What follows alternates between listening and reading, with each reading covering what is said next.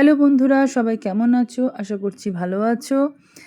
তো ব্রেকফাস্ট দিয়ে শুরু করছি আজকের ব্লগটা। তো ব্রেকফাস্টে আজকে নিচ্ছি মুড়ি, তার সাথে কুচানো নারকেল, একটু বাদাম, আর সঙ্গে একটু ঝুরি ভাজা, একটু পেঁয়াজ কুচি আর লঙ্কা কুচি।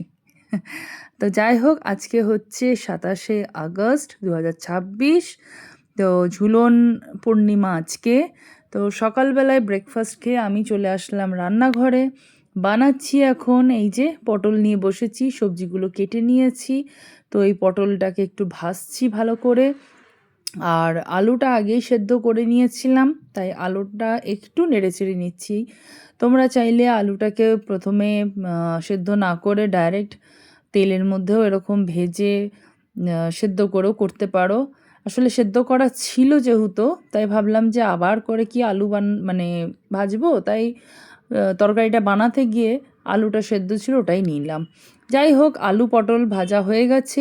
এবারে যেটা দিয়েছি একটু গোটা গরম মশলা, আর এখানে শুকনো লঙ্কা এই নিয়েছি ফোড়নে। তারপরে এখানে পেঁয়াজ কুচানো দিয়ে দিয়েছি, আর টমেটো আর আদার পেস্ট এমনি বানিয়ে রাখে, আলাদা আলাদা বানিয়ে রাখে। টমেটো আলাদা পেস্ট করে রাখে, আদা আলাদা পেস্ট করে রাখে, রসুন আলাদা পেস্ট করে রাখে। এটা না রান্না করতে খুব সুবিধা হয়। তো এগুলো বানিয়ে ডিপ ফ্রিজে রেখে দেয়, তাহলে নষ্ট হয় না, অনেক দিন চলে। মোটামুটি ৫-৬ দিন তো ভালোই থাকে, ৭ দিনও থাকে। তো সেটাই একটু পরিমাণ মতন দিয়ে দিয়েছিলাম, আর পেঁয়াজটা আমি কুচিয়ে নিয়েছিলাম। এবারে এই ভেজে রাখা যে পটল আলু ছিল সেটা এখন মিক্সড করলাম, আর এখানে একটু গুঁড়ো মশলা অ্যাড করেছি, হলুদ গুঁড়ো, লঙ্কা গুঁড়ো, জিরে গুঁড়ো, ধনে গুঁড়ো, স্বাদ মতো নুন, আর ব্যালেন্স রাখার জন্য একটু চিনি। তো তোমরা চাইলে সুগার ফ্রিও দিতে পারো, আমি এখানে চিনির ব্যবহার করলাম। আর লাস্টে কষিয়ে নিলাম যখন ভালো করে, তারপর একটু জল দিয়ে ফুটিয়ে নিয়েছি, আর রান্নাটা কমপ্লিট। এবারে নামানোর আগে আগে একটু ঘি দিয়ে দিলাম। নিরামিষ তরকারিতে ঘিটা দিলে খুব সুন্দর টেস্ট হয়। তো ব্যাস, আমার আলু পটলের একদম সিম্পল একটা তরকারি বানিয়ে নিলাম রুটি দিয়ে খাওয়ার জন্য। তারপর চান করেছি, আজকে বৃহস্পতিবার, সুন্দর করে সিংহাসনটা ভালো করে সাজিয়েছি। তারপরে রাখিও আসছে। তো যাই হোক, রাখি তো এবারে দুদিন বলতে গেলে ২৭ তারিখ করছি না, দুদিন পূর্ণিমা আছে। আমি ২৮ তারিখে রাখি উৎসব পালন করব, তাই ঠাকুরকে আজকে রাখি পরাইনি। আজকে বৃহস্পতিবারে পুজোটা করলাম, ফুল দিয়ে ভালো করে সিংহাসন সাজিয়ে নিয়েছি।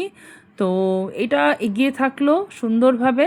কালকে সকাল সকাল উঠেই আমি ঠাকুরকে রাখি, মিষ্টি, জল সব নিবেদন করব। তো এই হচ্ছে আজকের এই ঠাকুর ঘরটা কেমন সাজিয়েছি জানিও। আর এটা তো তোমরা আগেই দেখেছো, বানানো আইডিয়ায় এই সম্পূর্ণ ডেকোরেশনটা বলতে গেলে। তো যাই হোক, ঠাকুর সাজানো হয়ে গেছে, পুজো হয়ে গেছে। তো তোমাদের সাথে এক ঝলক আমার এই সিংহাসনটা শেয়ার করলাম। কেমন লাগলো অবশ্যই জানাতে ভুলো না। আর এই যে সন্ধেবেলায় দেখো চাঁদটা এত অপূর্ব লাগছে, পিঙ্ক কালারের মুন, মানে পিঙ্ক মুন যাকে বলে। আজ তো আবার চন্দ্রগ্রহণ, যদিও ভারত থেকে দৃশ্যমান নয়, তবুও এইসবের জন্যে আরও রাখি পরাতে আজকে মনে হলো না। এমনিও বলছে, দেখো বিদ্যুৎও চমকাচ্ছে, সবাই বলছে ২৮ তারিখই রাখি পরানো ভালো। তো এই যে আমার হাতের তৈরি তরকারি দিয়ে রুটি খাচ্ছি। ব্লগটা এখানেই শেষ করছি, দেখা হবে খুব শিগগিরই নেক্সট ব্লগে। টাটা।